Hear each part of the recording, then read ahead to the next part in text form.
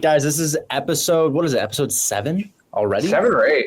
7? We've lost track. Episode 7 or 8 of Why Aren't You Wholesaling with me, Richard Taylor, and Zach Ginn. Today's episode, we're going to keep it a little bit short, but it's going to be one of the most valuable episodes we've had.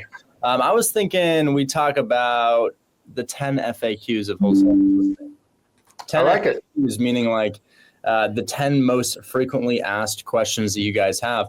Things like, what about title companies? What about an LLC? What about proof of funds? How do we handle earnest money? Am I going to need money to do my first deal? And what's the worst thing that could possibly happen? And we're also going to cover topics like, where do I get my first wholesale deal? Obviously, that's not the main point of today's live stream, but that's going to be one of the FAQs. One of the most frequently asked questions I hear is, what's the best way to get my first wholesale deal?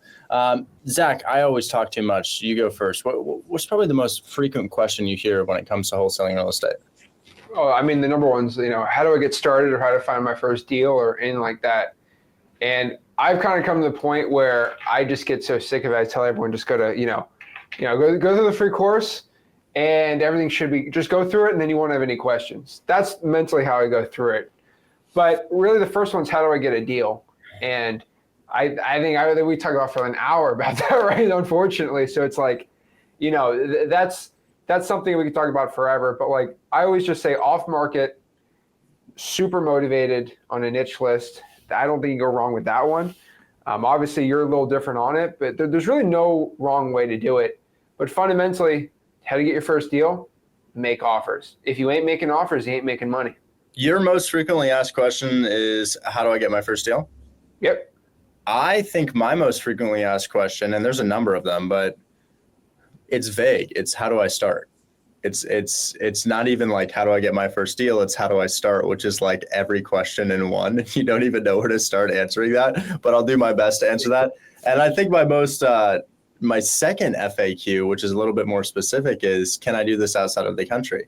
Like, I see that question, I don't know, like probably 30 times every single time I live stream. But the how do I start question, I honestly, that's so vague that I'll just tell you what I did. Instead of listening to music in the gym, I listened to podcasts like this one. Instead of listening to music while I was cooking, I listened to podcasts. Instead of listening to music while I was driving, I listened to podcasts. And my 2021 Spotify Wrapped had a cumulative like 4.5 months of podcasts listened to. So I was just getting blasted from all angles with different real estate advice. I'm talking Bigger Pockets, Wholesale Hotline. Let's pretend I listened to Why Aren't You Wholesaling, because it totally existed years ago. But that's what I would do if I were you. The how do I start question is so vague that I don't even know where to start answering that question. Just consume as much information as you possibly can, and realize that the only way that you're going to find success is if you fall face forward. Like, you should embrace people cussing you out on the phone. You should want that to happen, because it lets you know what you shouldn't be doing. So that's my most frequent FAQ. Zach, yours was, how do I get my first deal? That was the by far. The most frequent one. You said off market, but like, and go through the free course, but like step by step, what are you doing? I think for the vast majority of people, if I can tell them anything, if they're local, trying for dollars. Now, I always get that, can I do it in my country too? It's mostly like Instagram, TikTok. And the funniest part is like, duh. Like, just go on any of my live streams and ask anyone. We got a ton of people in Nigeria, a ton of people in South Africa. Any like international country that has a majority English speaking population, they're completely crushing it right now for us. So I would tell you, figure out what they do. And most of them are just going to cold call or text. A lot of people are really afraid of cold calling with an accent, so they text. No accent goes through text. That's a fun fact. I tell a lot of people with accents, and they do really well doing that. But really, I think cold calling and texting off market's just where I'm at with everything. And if you do enough of that, you're going to get deals. And I tell everyone international. And I kind of get in everyone's face, but I'm like, how much money does the average person make? But what does that mean? Cold call and text off market. What are you doing? Like, what I mean, do I go to PropStream? Do I go to X Leads? What do I do to start? Dude, you don't do any of that. You just go to the county clerk house, or you go to the clerk of the court, public records, and just find liens. Is that a website? Yeah, public records. Okay. So, for example, if I don't pay my property tax bill, the county's going to put a lien on the property, and then you can call that person and say, hey, you're looking to sell your house? I am. Well, why are you calling me? What a coincidence I'm calling you. That's crazy. I'm just calling people around the area.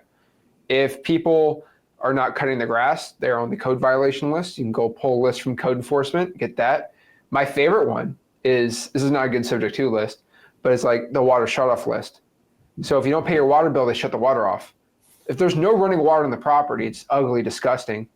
Dude, no one's living in the house, just sitting there. What's the name of the website?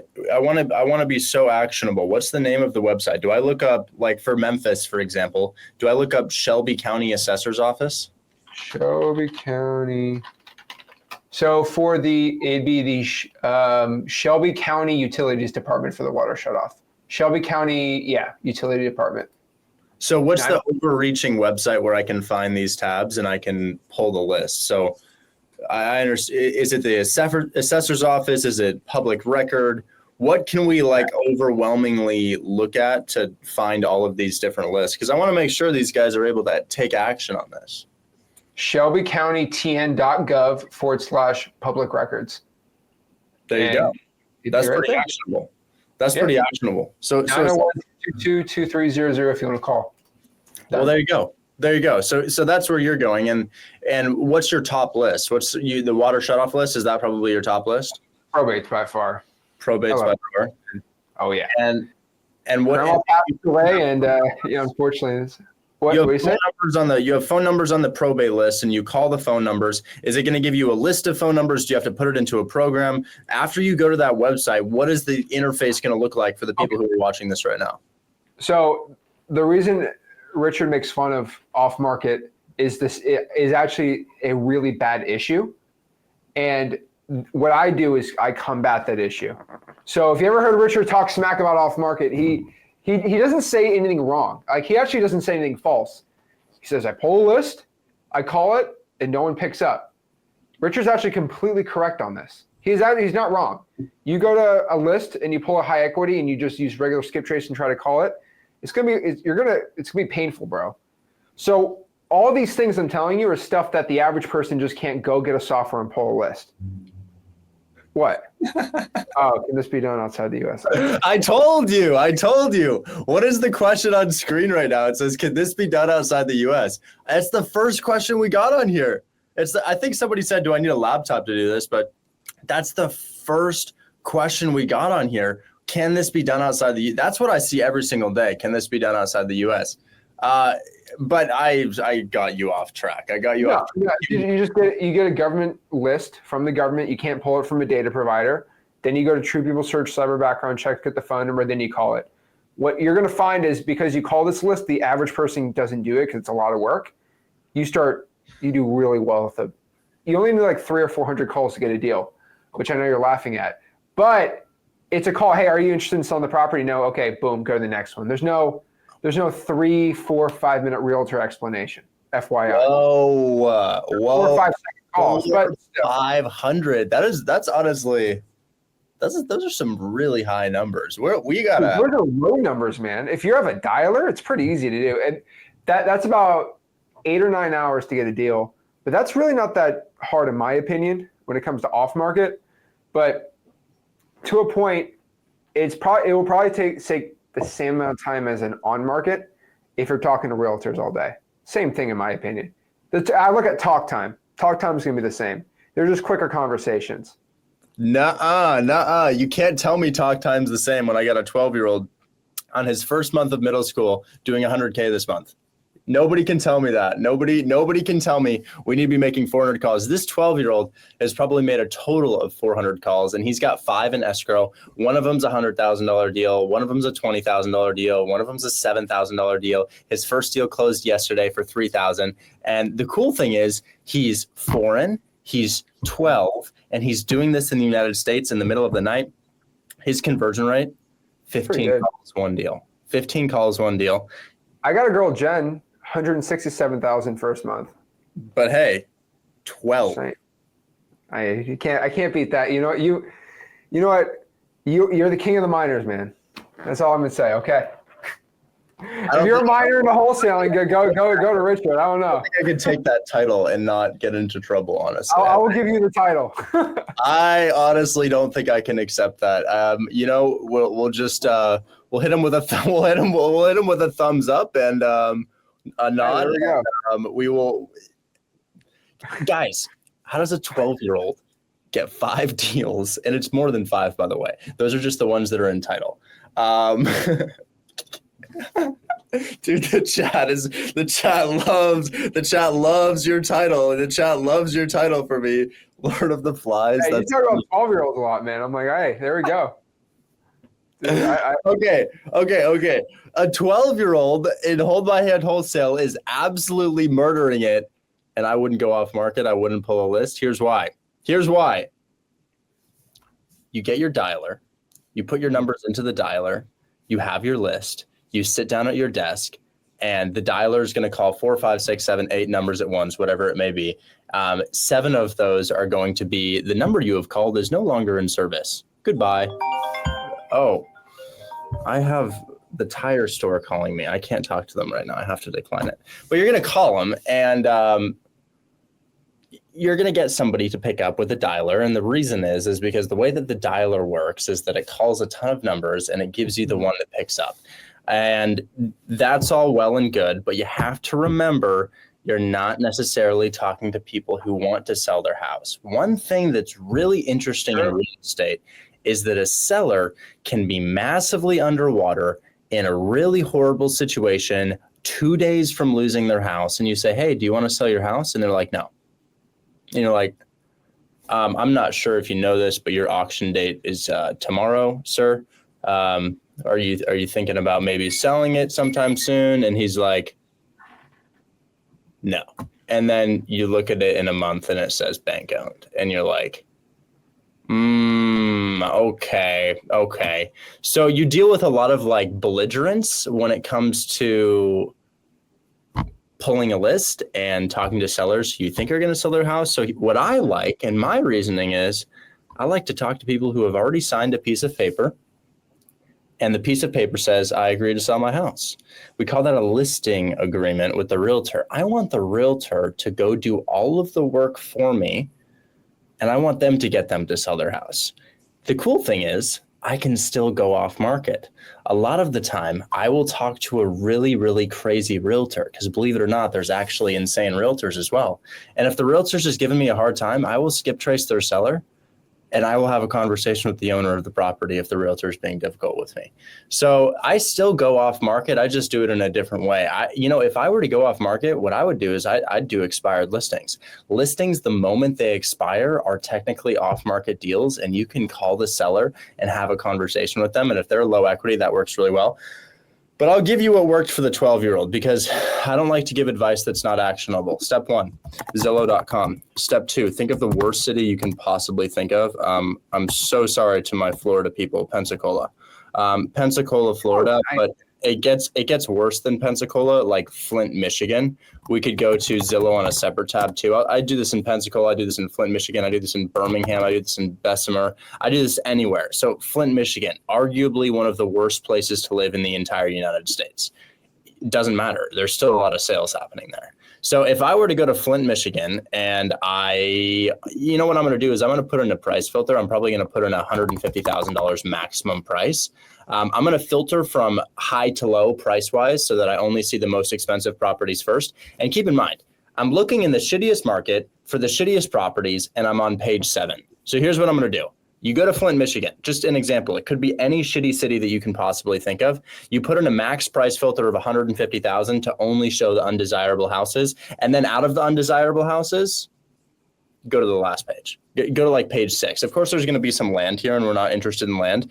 But let's see what we have here. I honestly list out some addresses just so you guys can look this up if you're watching this podcast at a later date.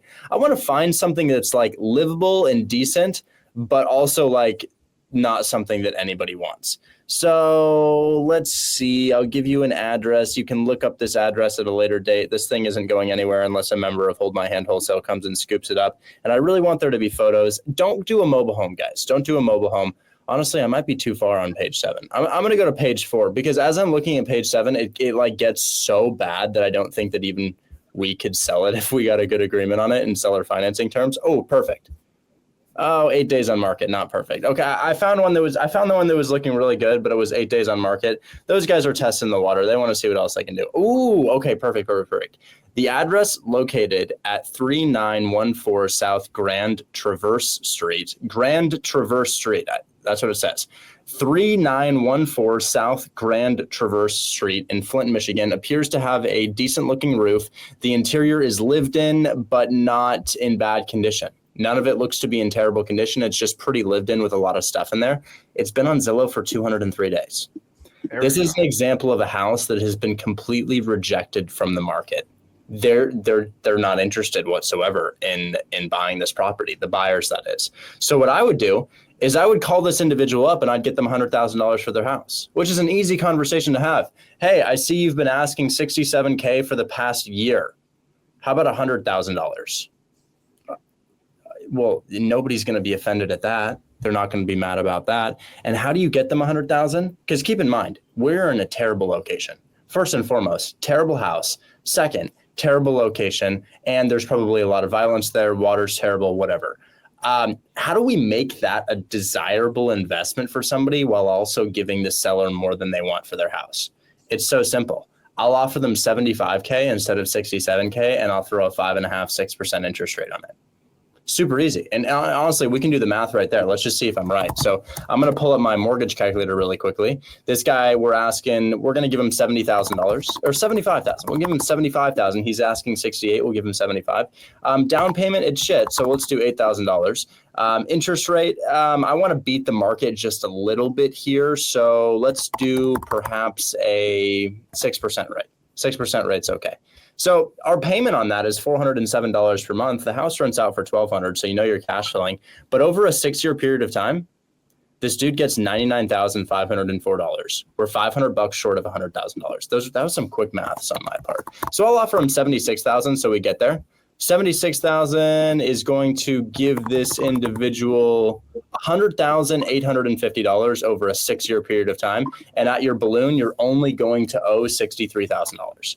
Balloon, meaning at the end of the 6 years, we're going to refinance the seller out, sell the property. But I'm calling up people who have had their house sitting on market for ages, and not a desirable property, just an okay turnkey, but still ugly property. And I'm offering them like $30,000, $40,000 above their asking price by stacking an interest rate onto the deal. My investors like this because your next question is, sure, I know the seller's going to accept that, but why would the investor buy that? Well, here's the thing. When you are buying a property, you typically have to go through this qualification process. You have to pay a loan origination fee if you're getting a loan on the property. It's just a whole headache. You skip the line here. You completely skip the line. Not only do you skip the line with getting the loan on the property and all of the inspection and hassle and fees that come along with that, it also doesn't go in your debt to income ratio. When you buy this property, when you own this property, it does not affect your business credit or personal credit whatsoever. So you don't have to qualify for it. It doesn't go in your debt to income ratio. The down payment that we have with the seller is only $8,000, and I'll charge $5,000 as an assignment fee. You're putting down significantly less than you'd have to put down on a loan. What's more, your interest rate is lower. Those are 5 points. I'll go over them really quickly. No qualification process, no debt to income ratio, significantly lower down payment, maybe it's 4 points, and significantly lower interest rate. And then this one is imaginary. I don't know what the 5th one is. So four points for why an investor is going to buy this property. Great. Excellent. The seller wins, the investor wins, I get $5,000. That's how a middle schooler is doing this. Easy. That's how I'm getting my first deal. But we're not here to talk about how to get our first deal. That was just one of the questions. That's just an individual most frequently asked question that we have. And honestly, I only have 20 more minutes for this podcast, so we got to get into some other ones. Zach, what else do you hear? Well, first and foremost on that, I'm not against what Richard's doing at all, because against popular opinion, I do a lot of subject to deals. Okay. So what he's doing is 100% legit and something I actually do. Now, I'm already doing subject to deals. Maybe get Richard to do some off market stuff. That'd be nice. But that's sub 2. That's seller finance. There's no mortgage on that house. Yeah, I mean, owner financing is nice. They're mostly going to be probates for me on owner financing.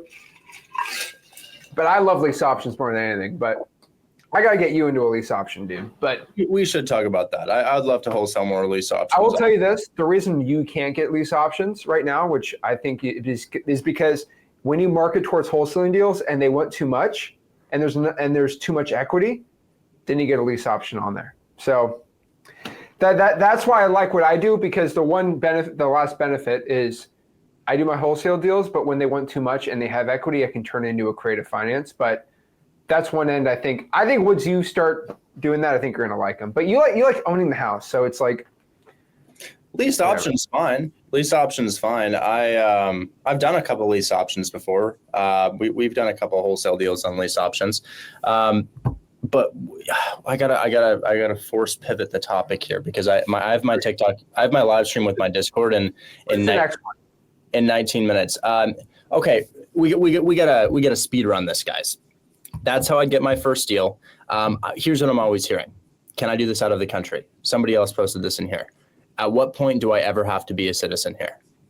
Like don't you have phones in Europe? Don't you have phones in Africa or China or Asia or Canada or Mexico or wherever you're calling? Can't you pick up the phone? Like, what is preventing you from calling a US number from a different country? I'll tell you, I did a deal in the Philippines. I did 3 deals in the Philippines. I spent a month abroad. I used this program called SalesMate. My phone stopped working. I went abroad and my phone stopped working. I didn't have the international data plan. So my phone's not working anymore. And I used this website called salesmate.com, and SalesMate got me a phone number. And this is what all my VAs use to call our buyers, because, I do dispositions from the Philippines. All my virtual assistants are in the Philippines. They all have to call people in the United States. So they use SalesMate. So just go on SalesMate, get yourself a local phone number. But there's so many programs. SalesMate's not even special. It's not even like, oh, wow, this is the only way. There's a million ways to get phone numbers. Google Voice, I don't know if Zach's program does it, but like so many programs can call from the United States. Oh, yeah. It's a staple. You need to be able to do that, and so many different ways to do it. But my way is SalesMate. Anyways, pick up the phone and call. There's nothing stopping you. And you may think that your accent is a disadvantage, guys. I'll remind you that Anson's from Singapore. Anson's in Singapore. I mean, that 12-year-old making $100,000. He's pretty good in Singapore. He's in Singapore. His English is really good, but he has a noticeable accent. He has like a. Oh yeah. It's like I can't even describe his accent. No way. It's really, really interesting. But anyways, yeah, there's no reason why you can't do this out of the United States. The next one that I hear is, I'll let Zach answer it. What about earnest money? Do I need any money to do this? Do I need to submit earnest money? How do I take care of that? What do you think, Zach? I've fought people forever on this. I mean, we just put no earnest money and then it's fine. Now you can do $100, $500, $1,000. I do about $3 or $4 grand because I got the money for it. But if you have no money, you technically don't need to put EMD. There's plenty of case law showing in the United States. Earnest money you don't need earnest money to go buy a house. It's not a thing. I'd rather you put at least $100 if you can. But the question is, how do I make it not a big deal? If a seller gives a little hoopla over it, just say, well, I'm buying what I do is like, we're buying the house for cash. We're not getting financing. So EMD is a little different.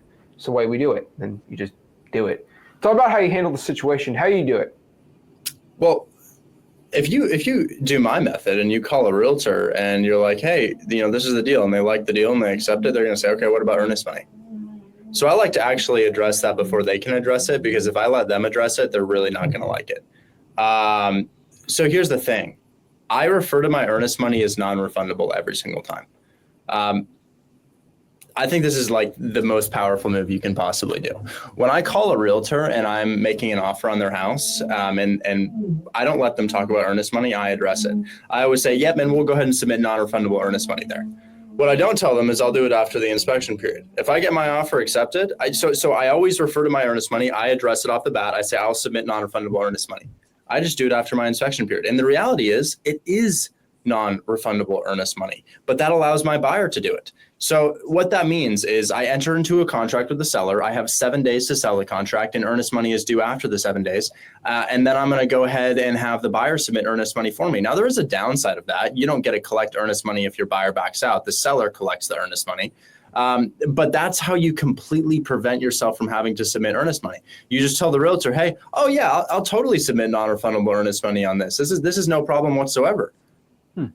I'm going to submit it post-inspection though. And if the realtor's like, well, we can't do that, that's not allowed. I'm like, have you ever done a deal with Zillow? How about Progress Residential? How about Tiber Capital? How about Starwood Capital? How about Evergreen? How about ResiCap? Take those names. That's the policy of every major acquisitions company in the United States. If you've ever tried to sell a deal to a hedge fund, they always submit earnest money after the inspection period. And if the realtor's like, we can't do that, I say, oh, we're probably not going to be a good fit for you. I'm not going to argue with them. I'm not going to say, well, no, you need to because this is, we're probably not going to be a good fit to you. And then I get a call back from the realtor 2 days later. Hi, so my seller is actually willing to do the deal. We are actually okay with that. Yeah, I bet you are. So here's the thing. If the realtor really, really pushes back and wants to know why, what I'm saying is I'm like, look, I'm making 100 offers per week. If I have to submit earnest money for 100 offers that I make, that's $200,000. I have $200,000 in earnest money that I need to submit. So based on the volume of offers I'm making, I can't submit earnest money on properties before I know I'm actually going to buy them. So every single time I do this, I just tell the realtor, well, yeah, I'll submit non-refundable earnest money post-inspection, and they never push back ever anymore. Like we get that. We honestly have never had an issue with that at all. It's honestly really easy. That's what I would say. Yeah. What about proof of funds? I saw that one. I was actually going to address that one next. Do you want to go for that or should I? There's just different types. Proof of funds with the realtors is a whole harder ball of wax than what I do. Because most sellers will never ask you for proof of funds. And if there are, we like to provide our partners proof of funds, which is our buyer. For example, if I'm trying to buy a really good subject to deal and I'm going to do the deal with Richard, I could technically use Richard's proof of funds as me and my partner's proof of funds, and boom, the credibility is right there. Yeah, that's what I tell everyone to do. How do you do it when you're dealing with a stuck-up realtor, though? That's a different story. You guys know what double closing is? Zach does, of course. Double closing is a type of deal where you buy the property and you immediately resell the property, but it feels the exact same as a wholesale deal because there are lenders that will buy the property for you for a single day with zero qualifications, just a valid purchase and sale agreement, and then you can immediately resell it to somebody else and it conceals your assignment fee. It is in the lender's best interest for you to get the deal to double close, so they provide proof of funds on almost all of their websites. If you just look up any double close lending website, you can get proof of funds from them. Like I use wholesaledoubleclose.com because I know the owner of the company, Aaron Weitzman and Hayden, and they have proof of funds on their website and you guys can use it. There's a ton of proof of funds on the internet from legitimate double close lenders. But I also like what Zach is doing. If you join one of our communities and you intend to joint venture with us, we are your partner on the deal and we can provide you proof of funds. So I'll have students come to me and they'll say, hey, can I get proof of funds? And I'm like, well, it depends. What are you working on? What do you have? Are you close to something? Tell me about it. And I default them to using the double close proof of funds. But if they send me something and they're like, I'm really close on this, man, and I intend to work with you on this deal. I intend to sell the deal to you. I'm like, okay, cool. Put me in a group chat with your realtor. I'll act as your business partner on this deal. We actually will be your business partner on this deal. And I'll go ahead and send them a screenshot of my bank account. But the buyer method works really well. Either the mentor method where you JV with them, the buyer method where you end up selling the deal to them, or the double close method where you just use the lender's proof of funds. Because you can get lenders to give you proof of funds. They actually have the money and they actually can't afford to double close the deal. There we go. But there's one more thing about that. I don't get asked for proof of funds anymore. Do you get asked for proof of funds? If you come in guns blazing with complete confidence, it's not even a problem. Oh yeah. It's when you say, but, and you're a little shaky on the phone, then they're like, proof of funds. Yeah. It's all about how you present yourself. I one thing that I hear a ton is I'll have a new student come in and the new student's like, hey, Richard, they asked me for my driver's license, my credit score, a bank statement, a letter from my bank, previous houses I've purchased, how many houses are in my portfolio. And I'm like, oh my God. And then everybody listening is like, we need all of these qualifications? And I'm like, well, no, they just think you're a wholesaler. You called them and the way you presented yourself suggests that you're not a real estate investor. Every single time I call a realtor, I talk about things that I don't really care about in the deal. I talk about my cash on cash return, my approval process, the condition of the roof, all kinds of things that I can already infer from photos that a buyer would ask. So I sneak questions in there that I don't really care about that let them know that I'm thinking about this deal exactly how a real buyer would think about this deal. And that becomes easier when you start to buy properties, guys. But your inspection becomes really important. The HVAC becomes really important. And it's not so much of a, oh, just give me the deal. Just give me the deal. I'll make you an offer, but I don't really know if I want the deal because there's a lot going on here that I need to understand first. Tell me about this. Tell me about this. And I make them qualify the property for me rather than them qualifying me for the property, if that makes sense. And when I do that, they never ask for proof of funds. Have you ever crashed a frat party in college? I don't drink, so I've never been to a frat party. Oh, I don't drink. I've gone to plenty of parties. The one rule when you crash a frat party is you got to act like you belong, and then no one questions you. That's pretty much it. I used to, I don't know the right thing to say. Me and my buddies at UF, we used to just go in the football. You're able to just go in the facility for the football team, and if you act like you belong, you belong. I once had a hotel room, and the Miami Dolphins were having a game like prep thing there, and I walked through the security, and I was like, all the Miami Dolphins players were there. This was in Davie, Florida, and I was just walking around, all these football players. Tua's right there, and you just got to act like you belong, and then no one questions you. You sound pretty stupid if you go to the guy like, "Do you belong here?" I could pass as a kicker or a punter, I think. So if you just act like you belong, you belong. And the same thing with a realtor. Yeah, it is the same thing. Isn't it funny though? We both don't drink. Is that we all have like the same like path, and we both don't drink, and we're all successful. I don't attribute my success to it, but it's just kind of funny. It just became like a personality. Our run-up is. I started to feel good about it because while everybody is like stumbling, like destroyed at the end of the night, I'm like, I'm good. I'm totally fine. Like no issues whatsoever. Can you make me a script? We both have scripts for you. You just have to grab them. I posted an audio script in my yesterday's TikTok video. It just flopped because it was valuable information rather than me saying, this is the male version of OnlyFans. So you could get my script. It's posted in yesterday's TikTok video. Dude, I had a viral video. I don't know if you ever saw that, but this DeepSeek AI, ChatGPT gets politically like weird about housing. So if I ask you to create an LOI blaster for free, I know you have a certain type in yours, so check out your Buy Box Cartel. But like for a freebie for anyone, if I ask ChatGPT to create an LOI blaster, it tells me, I don't know if that's the correct thing. And then it gives me an opinion. DeepSeek was like, here's an LOI blaster for this address for this much down. And it just does it. And it went kind of viral. But like, I've been telling people, like, just go copy stuff on Zillow, throw that sucker into DeepSeek, give it at least some LOI like information about it, and the thing spits really good emails out. You obviously should call them with an email, but it's a great subject to line, and it's the AI is getting pretty cool too. I've got a couple more FAQs here. So what about title companies? Honestly, any, unless you're doing a weird transaction like sub 2.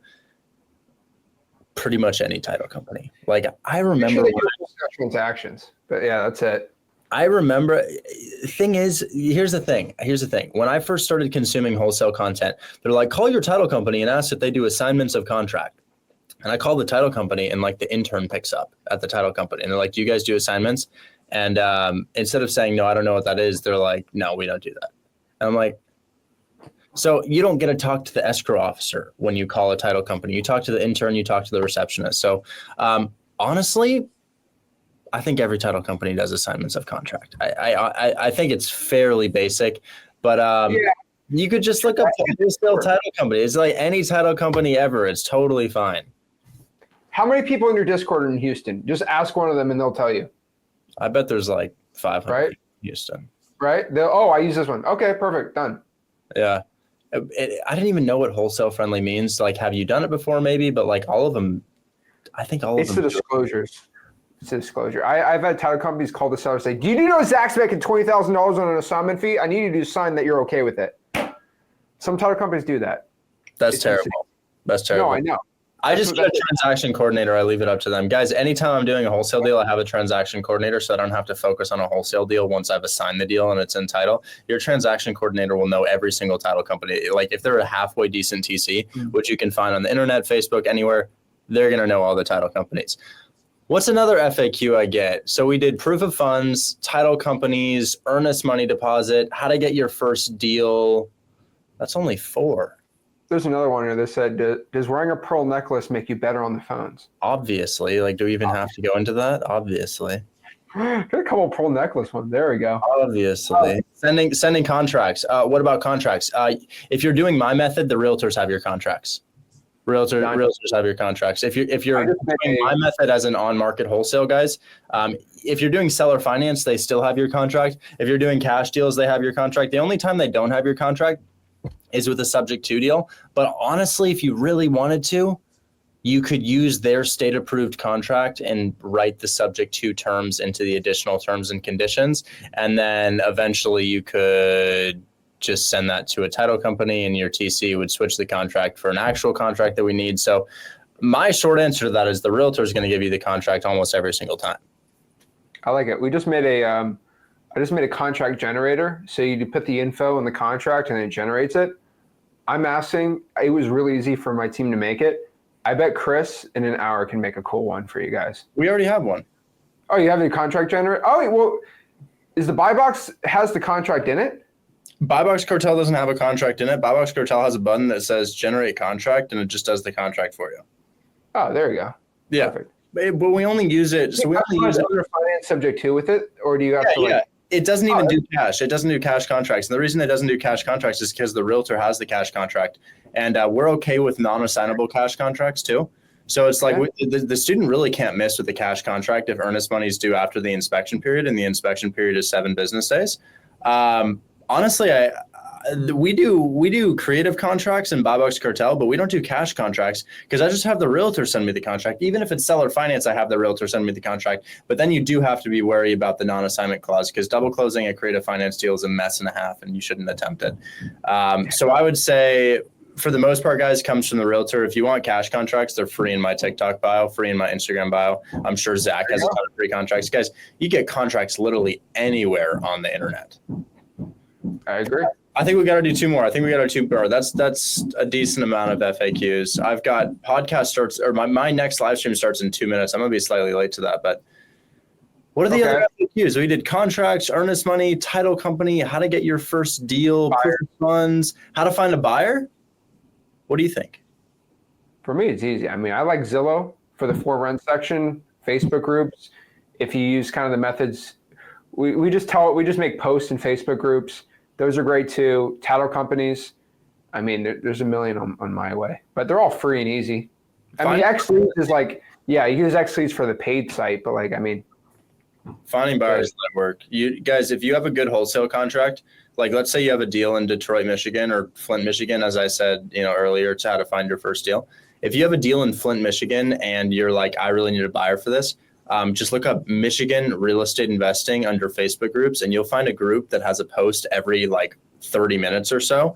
Throw it in there, and then you can go ahead and have a ton of people comment on it. But you know what you could do as well? You could look up those Facebook groups, and you could look up the city that your deal is in. So like, let's say you have a deal in Flint, Michigan, and then let's say that you're in a Michigan real estate investing Facebook group. If you look up Flint Fix and Flip in the search tab of the Facebook group, so within the Facebook group, and then within the search bar of the Facebook group, if you look up the city where your deal is, you're going to find a ton of other people who have already posted deals in that city. And then under that Facebook post, you're going to see a ton of people who say interested, email, and it's going to be like something investment groups, LLC, or whatever that may be. Reach out to all of those people, but don't email them. They'll never respond to their email. DM them on Facebook. DM them on Facebook and say, hey, I saw you were interested in this other person's deal in Flint, Michigan. I've got another one here. And then while you're doing that, I want you to post your deal in 10 Facebook groups as well. Cash buyer, wholesale groups. Be wary of the wholesalers. Sometimes they're not actually buyers, they're wholesalers, but finding a buyer is like one of the lightest work things you could possibly do. I'd say it's harder to probably get your property under contract and get a yes from the seller. Once you have a good deal, it's going to sell itself. There we go. And then the The last one that I personally find is like just what's the secret? That's always the thing. That everyone wants to know the secret, right? Because you have to deal with people, right? You know, in your Discord, they're like, well, this guy is offering me his $14,000 program on how to do subject twos, and they have the secret information that you don't teach on how to actually become successful. This whole secret sauce thing's insane, and the secret sauce that I've always found is just experience and reps. If you put 100, 200 hours into it, and you get really good and you take the good information, there's no way you lose. Oh yeah, guys. Honestly, the secret sauce to wholesaling real estate is tunnel vision on wholesaling. You can't get distracted by anything else, and you have to talk to 10 people per day. It's that simple. Just I don't want you to make 10 phone calls per day. I want you to have 10 conversations per day. 10 conversations per day. I've called 300 properties in my area in Florida and I haven't found a motivated buyer. Why are you calling people to find motivated buyers? You're looking for motivated sellers, and in order to find a motivated seller, go to page 6 in Birmingham, Alabama of houses below 150,000 and look at somebody who's got a shitbox for sale for the past 150 days or so.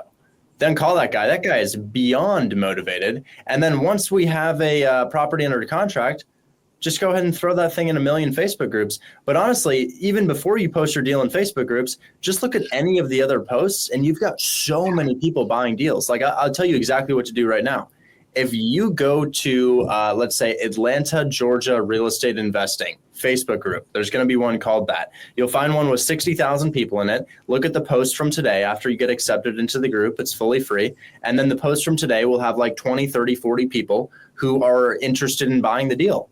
Those are all buyers. But also, if you're looking for motivated buyers, I think there's one with an American flag behind his head right there.